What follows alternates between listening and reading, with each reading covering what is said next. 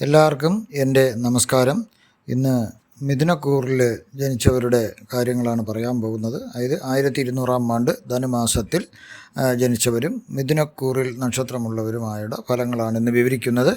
മിഥുനക്കൂറിൽ വരുന്ന നക്ഷത്രങ്ങൾ മകയിരം അവസാന പാതിഭാഗവും തിരുവാതിര പുണർത നക്ഷത്രത്തിൻ്റെ ആദ്യ മുക്കാൽ ഭാഗവും ചേർന്നതാണ് മിഥുനക്കൂറ്. 16-12-2024 മുതൽ 13-1-2025 വരെയുള്ള ഫലങ്ങളാണ് ഇവിടെ വിവരിക്കുന്നത്. മിഥുന രാശിക്കാർക്ക് 4-1-2025 ആദിത്യ ബുധ സംയോഗം ധനുരാശിയിലാണ് നടക്കുന്നത്. ഈ സംയോഗം വളരെ ഗുണഫലങ്ങൾ ലഭിക്കുന്നു. എന്തിനിറങ്ങി തിരിച്ചാലും കാര്യസാധ്യം ഉണ്ടാകും. ധനലാഭം, മനസ്സന്തോഷം എന്നിവ ലഭിക്കും. കൂടാതെ 28-12-2024 ശുക്രശനീശ്വര യോഗം എല്ലാ കഷ്ടതകളെയും മാറ്റി ഗുണഫലങ്ങൾ ലഭിക്കുന്നു. കലഹം, വഴക്ക്, കഠിനമായ ഉപദ്രവങ്ങൾ, കേസുകൾ, വഴക്കുകൾ എല്ലാം ഒഴിവാക്കി രക്ഷിക്കുന്നു. ഈ യോഗങ്ങൾ വളരെ ഗുണം ചെയ്യുന്നു. ധനലാഭം പല രീതിയിലുള്ള വഴിക്ക് ലഭിക്കാം. ദാനധർമ്മങ്ങൾക്ക് ഫലം ലഭിക്കാം. വിവാഹം കഴിയാത്തവർക്ക് വിവാഹം നടക്കാം.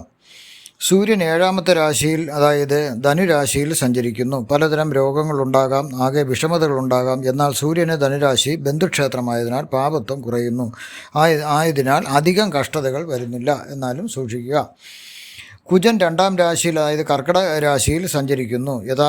സർക്കാർ തലത്തിൽ നിന്നോ മറ്റു ധനകാര്യ സ്ഥാപനത്തിൽ നിന്നോ സമൻസോ മറ്റു ഭയം വരുത്തുന്ന രീതിയിലുള്ള നോട്ടീസുകളോ വന്നേക്കാം. അഗ്നിബാധ വന്നേക്കാം. ശത്രുക്കൾ നിമിത്തമുള്ള ദുഃഖം വരാം. മനപ്രയാസം വരാം. രോഗങ്ങൾ വരാം. കുജന് കർക്കിടകം നീചം ആയതിനാൽ പാപത്വം ഇരട്ടിക്കുന്നു. ആയതിനാൽ സൂക്ഷിക്കുക. ചൊവ്വ പറയുന്നത് രോഗം നമ്മൾ വളരെ മോശപ്പെട്ടൊരു സമയമാണ്. രോഗങ്ങളുണ്ടെങ്കിൽ അതൊക്കെ ശ്രദ്ധിക്കണമെന്നാണ് പറയുന്നത്. ബുധൻ 6ാമത്തെ രാശിയായ വൃശ്ചികം രാശിയിൽ സഞ്ചരിക്കുന്നു. കാര്യസാധ്യം നടക്കാം. എന്തിന് ഇറങ്ങിത്തിരിച്ചാലും തടസ്സമില്ലാതെ നടക്കും. സൗഭാഗ്യം വരും. സ്ഥാനത്തിന്, അതായത് ഉദ്യോഗസ്ഥർക്കും പൊതുപ്രവർത്തകർക്കും സ്ഥാനക്കയറ്റം ലഭിക്കാം. ബുധന് വൃശ്ചികം സമക്ഷേത്രമാണ്.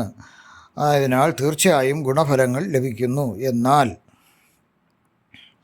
ബുധൻ 4-1-2025 ധനുരാശിയിലേക്ക് മാറുന്നു. ഇവിടെ സൂര്യബുധയോഗം നടക്കുന്നു. ഇത് വളരെ ഗുണകരമായ ഫലങ്ങൾ ലഭിക്കുന്നു. ആയതിനാൽ കലഹം, വഴക്ക്, കഠിനമായ ദേഹോദ്രവം ഏൽക്കുക ഇതെല്ലാം. പക്ഷേ ബുധന് ധനുരാശി സമക്ഷേത്രമായതിനാൽ ശുഭത്വം നിലനിൽക്കുന്നതിനാലും ഇതൊന്നും സംഭവിക്കുന്നില്ല. മോശഫലങ്ങൾ സംഭവിക്കുന്നില്ല. കൂടാതെ ആദിത്യ ബുധ സംയോഗവും കൂടി ചേരുന്നതിനാൽ ദോഷഫലങ്ങൾ വളരെ കുറയുന്നു. ഗുണഫലങ്ങൾ ലഭ്യമാവുകയും ചെയ്യുന്നു. ബുധനും സൂര്യനും മിത്രങ്ങളാകുന്നു.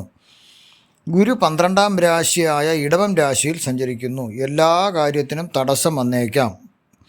പ്രയോജനമില്ലാതെ യാത്രകൾ ചെയ്യേണ്ടി വരാം. മറ്റു ദുഃഖങ്ങളും വരാം. ഇവിടെ വളരെ ശ്രദ്ധിക്കുക എന്നൊരു കാര്യമുണ്ട്. ഗുരുവിന് ഇടവം രാശി ശത്രുക്ഷേത്രമാകയാൽ ഗുരു പാപഗ്രഹമായി മാറുന്നു. അതുകൊണ്ട് മോശഫലങ്ങൾ ലഭിച്ചേക്കാം. സൂക്ഷിക്കുക.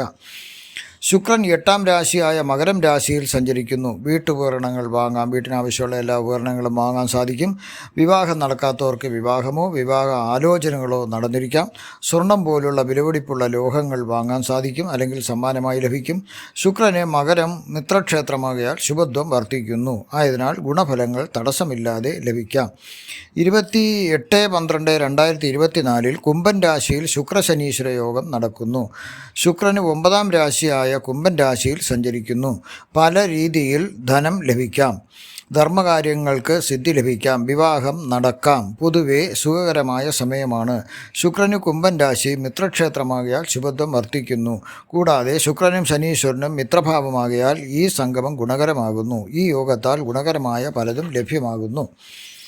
ശനീശ്വരൻ 9ാം രാശിയായ കുംഭത്തിൽ സഞ്ചരിക്കുന്നു. ബന്ധുജനവിരോധം, ബന്ധുക്കളുമായി വഴക്ക് മറ്റും നടക്കാതിരിക്കാൻ ശ്രദ്ധിക്കുക. ധർമ്മകാര്യങ്ങൾക്ക് വിഘ്നം വരാം. ബന്ധുക്കൾക്ക് രോഗങ്ങൾ വരാം. ഉറ്റ ബന്ധുക്കൾക്ക് രോഗങ്ങൾ വരാം.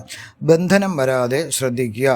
ഏതു രീതിയിലാണെങ്കിലും കേസ്, കോടതി, പോലീസ് പരാതി എന്നിവ വരേണ്ട സാധ്യതയുണ്ട്.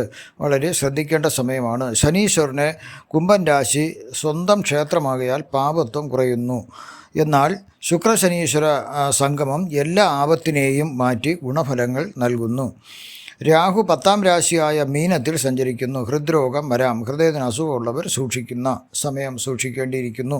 വിദ്യാർത്ഥികൾക്ക് വിദ്യാതടസ്സം വരേണ്ട സാധ്യതയുണ്ട്. ഏതെങ്കിലും രീതിയിൽ ഫീസ് അടയ്ക്കാണ്ടാവുകയോ അല്ലെങ്കിൽ വേറെ എന്തെങ്കിലും പ്രശ്നം കൊണ്ട് വിദ്യാതടസ്സം വരാം, അത് ശ്രദ്ധിക്കുക.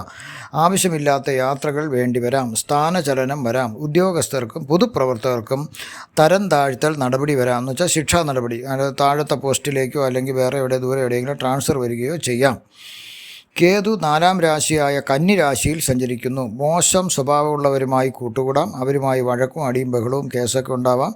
ഉദരരോഗം വരാം. പല രീതിയിലുള്ള പനികൾ വരാം. രക്തസ്രാവം വരാനും സാധ്യതയുണ്ട്, ശ്രദ്ധിക്കുക. ഇവിടെ ഗ്രഹങ്ങൾ സൂചിപ്പിക്കുന്നത് നന്മയും തിന്മയും തിരിച്ചറിയുക എന്നത് മാത്രമാണ്. അതാത് കാലങ്ങളിലെ മോശാവസ്ഥയെയും ഗുണാവസ്ഥയെയും ഗ്രഹങ്ങൾ സൂചിപ്പിക്കുന്നു, മുൻകൂട്ടി നമ്മളെ അറിയിക്കുന്നു. അതാണ് ഗ്രഹങ്ങളുടെ ജോലി.